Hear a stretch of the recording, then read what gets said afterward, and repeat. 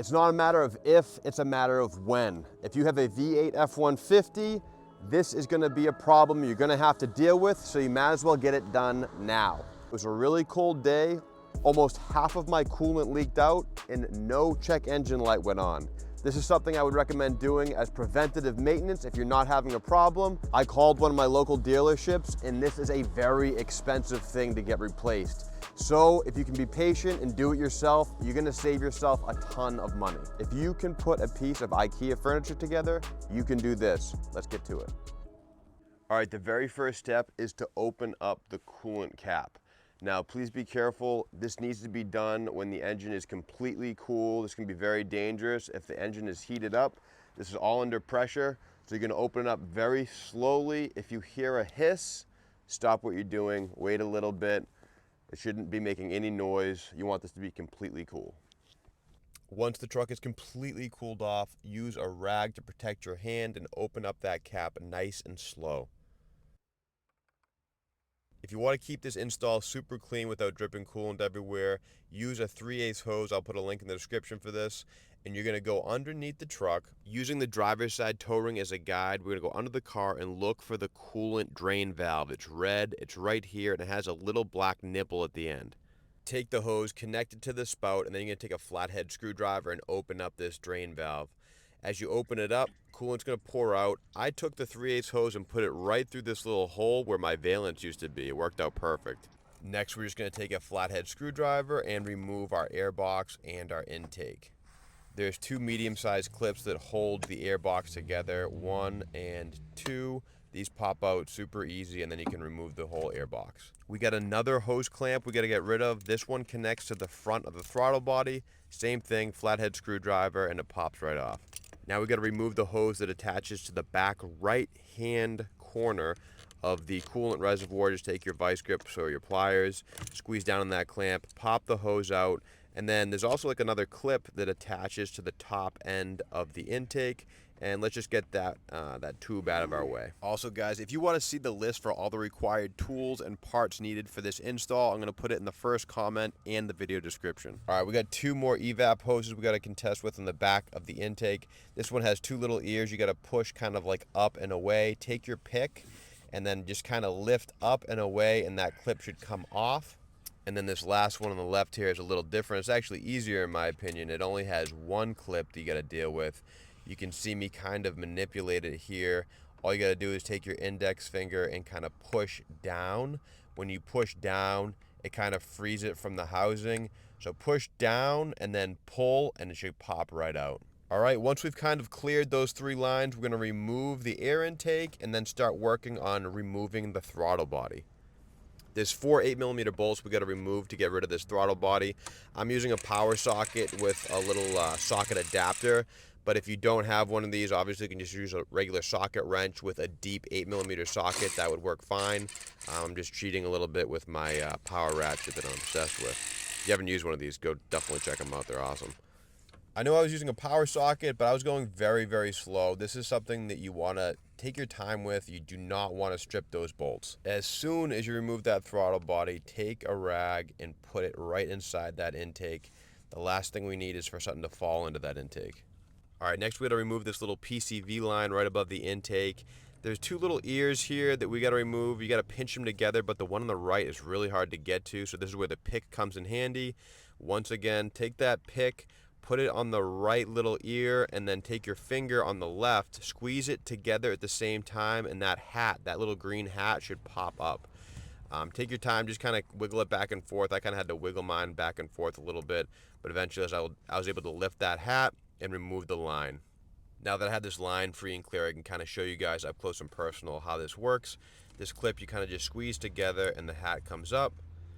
Squeeze those 2 tabs together and it comes right up, and then just pull the line right off. All right, this is the portion of the install that could get a little messy, but to try to avoid any kind of spills on your serpentine belt, just take some microfiber cloths or some rags and put it underneath the factory Y pipe. That upper radiator hose tends to be filled with coolant and it could get messy. To remove the upper radiator hose, you got to take that pick and put it behind a little clip. There's a clip on both sides, but it's really just one long clip. And there's a little bit of a technique to this, But I'm going to show you guys exactly how to remove this once I have it free and clear. I'm going to bring it right up to the camera and you can kind of see what's going on here. It's pretty easy, but it's hard to see the clip in the back. Once the tension clip is removed, it's fairly easy to pop off that upper radiator hose. Just try to keep the hose in the upright position. It does hold a lot of coolant, so you could spill a lot of coolant all over the place. Just keep it in the upright position. And then once you're kind of done with it, that's kind of a good spot to stow it. But before we stow it away, I'm going to bring it back into focus and kind of show you guys exactly how that clip is removed, because it can kind of be a little bit of a beast if you can't visualize how it works. So we'll bring it right up close and show you guys how the pick can really come in handy. Take the pick to the back. The front end's not going to really work. Take it to the back end of the clip and kind of lift it up and away. You can do that on both sides. I kind of like to get it on this side first, up and away, and then kind of put my thumb in the way so it doesn't sneak back into position. And then I'll take the pick on the opposite side, lift, and the whole ring should just come off. Now, I'd say for about 50% of F-150 owners, the culprit to their coolant leak is going to be this O-ring that's been completely flattened out in the upper radiator hose. This is the upper radiator hose that we just removed. Take it, kind of clean it out, and then take your pick, and you're going to take your pick, kind of put it right behind that kind of yellow tan ring, and you'll see the O-ring. It will just pop right out. Take your pick, pop it right out, and you'll see how flat this thing is. And when compared to the new O-ring that we're replacing it's crazy. This one just got completely flattened out. The O-ring that we're replacing this with is a Ford OEM genuine Ford part. I'll put a link in the description. Just look at the huge difference between these two right here. In my case, it was a really cold day, so that O-ring was not expanded at all, and it couldn't hold back the coolant from sneaking past that fitting. Before throwing in that O-ring, I'd recommend getting some coolant, some nice fresh coolant, and then just kind of lubricating the O-ring. There's a little bit of a technique to putting this back in. I like to take my thumb and then just kind of press it into the groove. That way I can kind of just like lock one side in. And then I just take my index finger and just go around the rim of the O-ring and just push it back into place. Just don't let go until you know that you have that O-ring seated properly. And then just kind of move your finger around until you feel comfortable that it's where it's supposed to be. There's another clip on the right side of the T-pipe. This one we don't need to worry about, so as you can see, I just kind of manhandled it, ripped it right off from the bottom. We don't need to worry about this one because a factory one comes with the replacement. Now, last step in removing this Y pipe, we got to bite down super hard on this constant tension clamp. I use some vice grips and just basically just squeeze the heck out of it. And once you squeeze it hard enough, it should lock back into its kind of like original position. You can kind of see it has like a little tooth right there. If you press down hard enough, it should sneak back onto that tooth, allowing the clamp to move freely back and forth along the pipe. All right, now that we've removed all the clips and clamps from this Y pipe, go ahead and grab the left side of the Y pipe and give it a good tug. That should free it up. And then we just got to contest with the ever difficult top of this Y pipe. This hose can be a little bit of a beast, but I don't think, I see a lot of people that they start cutting at it. I don't think that's necessary. I just kind of moved it back and forth. I wiggled it back and forth, and I kind of pulled it at the same time. And then enough times going back and forth, I could kind of start to feel it kind of break free from all that gummed up crap underneath. And I was able to pull the whole thing right off without having to cut it. Now that we've cleared that Y pipe, I would recommend getting an extra large Scotch-Brite pad. You can get these on Amazon. I like getting the long one because you'll see here in a second, it's nice to have kind of the ability to go around the pipe completely and get all that crap off of the pipe. Now, I'd also recommend sticking like some kind of a microfiber towel or a rag into the hole before you actually clean it off, because there is a lot of nastiness that will come off once you clean these. I had a lot of junk on these pipes, but the Scotch-Brite pads did a really great job at removing it all. I just kind of went back and forth, took my time, and was able to remove almost all of the nasty gummed up junk on these pipes. All right, now we get to throw on our brand new Y pipe. This is also an OEM Ford product, link in the description. I'd recommend lubricating the inside of the hose with some nice fresh coolant That's going to make it going back onto this pipe that much easier. Same thing with the pipe. Nice, good amount of coolant over the top, over the back. Just going to make it that much easier to slide over. Now, if you notice, I didn't put it directly dead center. I purposely put it off probably 10 degrees to the left, 10, 15 degrees to the left. And I did that because I knew that I would have to kind of turn it on. This pipe fits pretty tight and pretty snug. So I kind of did it off to the left a little bit and then twisted it on, and then it was dead center. Really worked out great, kind of putting it offset before I twisted it on. Now, I would not recommend popping that constant tension clamp just yet. Leave it open. I would attach the right side of the Y pipe first, and you're going to hear the clip, like it's like a very nice, satisfying, audible click. There it is. Give it a nice little tug. Make sure everything fits properly. All right, now we're going to go over and grab our upper radiator hose from our little spot we put it in. Slide it on over, and same thing. You're going to hear that nice click. Boom, we're in. Back and forth, make sure it's snug.